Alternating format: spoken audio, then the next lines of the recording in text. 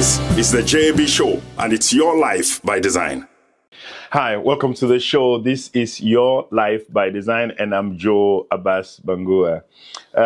Today, I'd like to give you to just do a brief reflection on those of you've had me tell my story and how I was a troublesome young man coming up. My mother, always had this fear in her heart that I was amongst her kids.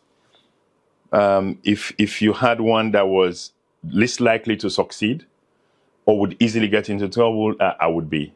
And there was the evidences were all over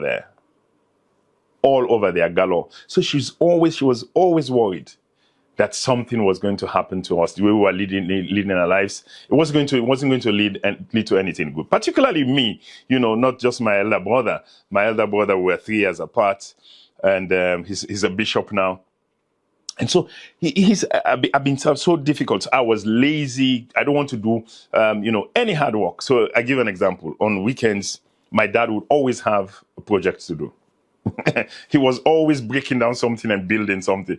Now, so imagine you struggle the entire week with the Albert Academy, the struggles that you can. Once you start today, there's big projects to do. And, if there's construction work to do, we would have to fetch the water. Now, is it a mile? Maybe a mile, maybe a kilometer, maybe 2 kilometers, maybe 1.5 kilometer to and fro the streams. We actually had to fetch the water from the stream. So maybe 1.5 kilometer to and fro. That's where we would go fetch water. And we would come back and fill, 44 gallon drum, that would be there and fill it up. And you would go back and forth. So you would leave to go, the gallon, the drum would be 3/4 full. By the time you come back, they've used it all up. There's nothing as frustrating like that. And all of a sudden, the playing field at Wellington was very close by. So you'll be there, and then you hear the shout of goal, a goal being scored because a football match was being played there. The next thing I would do? I would do up the bucket and go watch the football match. I can't tell you the number of times I'll do it. And I'll come home and, knowing that I've broken all the rules, I'll come home, Actually, even dread coming home. There was some point in time where there was a mango tree at the back of my house. I had to climb up the tree because I know I was going to get good beating once I get home from my father. They would know I disappeared. They would easily know because they would see my colleagues come in and I wouldn't be there, fetching water. And so at some point, one evening, I actually climbed up the tree. I couldn't last 20 minutes. I started feeling the pain of just sitting on this tree. I said, I would be able to sleep here? What if there are snakes on these trees? What if I fell down from this tree? And I said, I had to decide to say, I'll go home and just take the heavy beating that I will get from my dad. I was troublesome. I was lazy. I was every one of this. My mother always was afraid that something, I was most likely of her kids to fail and not succeed in life. We were going to church, we were being preached to, we were listening to the message, but nothing was happening. I've told you the story about 21st March 1989 in a house, 81 Phillip Street, Wellington. I had a spiritual transformation. A pastor preached a message, called for salvation, and there I was and just knelt down. I was tired of running. Those were the height of my frustrations when I would tell the story of how I would see my friends that were in school together, I'll hide from them. Possibly it was because of those frustrations that, precipitated. It all led to the point where I would kneel that evening. I was tired of running. And I surrendered my life. Something happened to me that day that awakened me to a new world, a new life. A new way of thinking, new sense of responsibility, new sense of what is right and wrong, a new sense of what life means and what entertainment means, and I was living my life in stuff where I thought this is how you get entertained, but discovered no, it was completely different. And you know what happened? Since that day, my mother never had to say anything to me to correct my path and where I was going. She never had to. It's like the spirit came into me that now began to guide my value systems. I got new value systems that now began to guide. And the only way I could describe it in the context of what I want to share is an awakening took place in my life. An awakening took place in my life. That changed my life forever. The level of discipline I started applying to my life that day never existed before. Something came alive in my life and changed. And so my prayer, so this show is not just something that I'm doing to hit you mentally.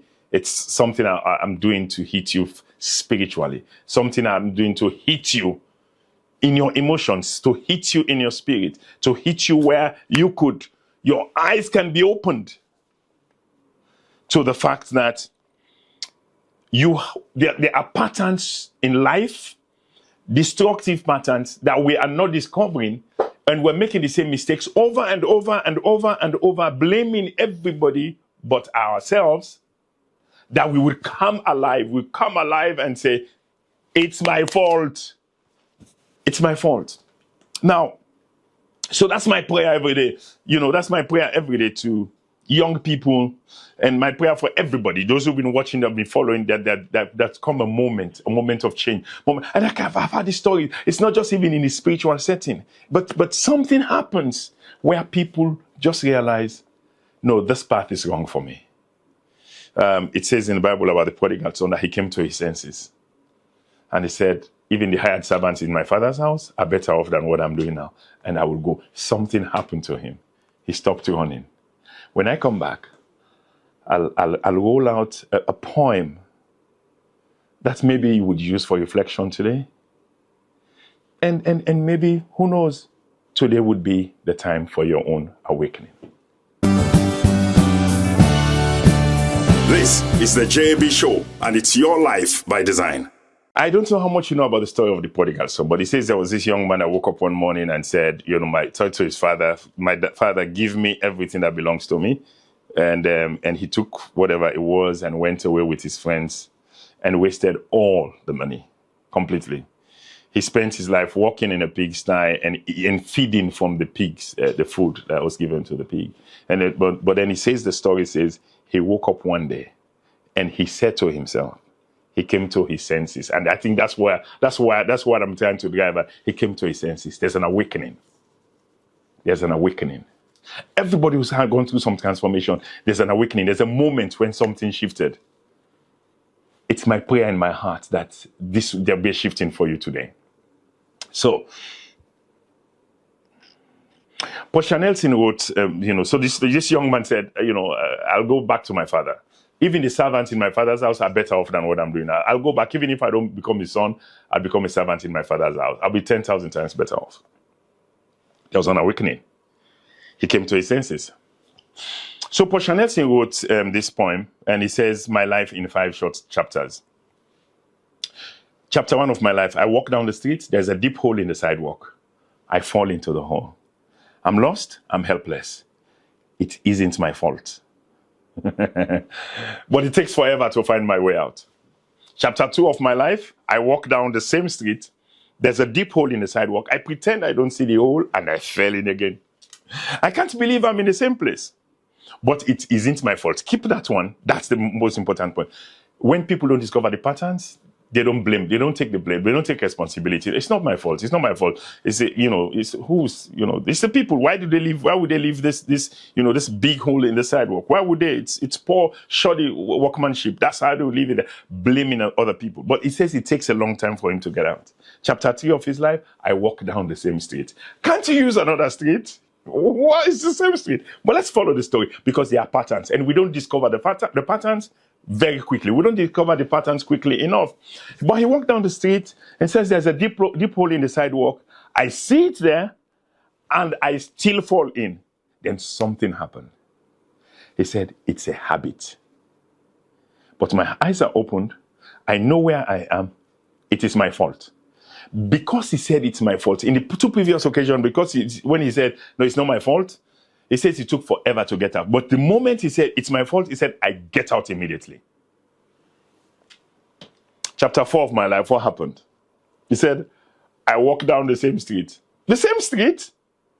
Well, maybe sometimes in the short term, there's no other street you can go. Whatever the street represents, in the short term, there's no other street you can use. He says there's a deep hole in the sidewalk. Same street, the same hole was there. And what did I do? He said, I walk around the hole. I walk around it. The awakening has taken place. The change has begun. Chapter 5 of my life. I walk down another street. Isn't that amazing? Another street.